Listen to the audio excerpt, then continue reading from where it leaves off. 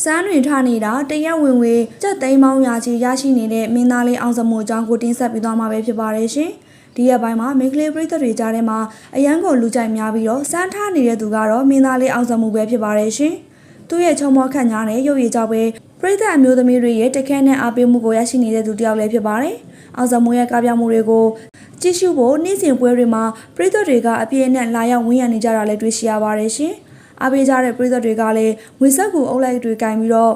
ရရောစုတွေချလေးရှိတာကြောင့်သူဟာနမဲကြီးမင်းသားတွေကိုတောင်ကြော်လွန်ပြီးတော့ဝင်အကျန်းဆုံးမင်းသားတစ်ယောက်ဖြစ်လာခဲ့တာလည်းဖြစ်ပါတယ်။လက်ရှိမှာတော့သူ့ရဲ့ဝင်ငွေဟာတရက်ကို300ချီရှိနေရလို့သိရပါတယ်ရှင်။ဒါကြောင့်အောင်စမို့ဟာဇက်မင်းသားတွေထဲမှာစီဝါရေးအတောက်တင်းဆုံးနဲ့အချမ်းသာဆုံးဖြစ်လာတာအသေးကြပါပဲရှင်။လူတစ်ယောက်ရဲ့စမ်းတဲ့ကနေရဆိုတာတကယ်ကိုအံ့ဩစရာကောင်းတော့အောင်ကြောက်ခမန်းလီပါပဲနော်။ပရိသတ်ကြီးတို့ရဲ့အမြင်လေးကိုလည်းကောမမှာရေးသွင်းပေးခဲ့ကြပါအောင်ရှင်။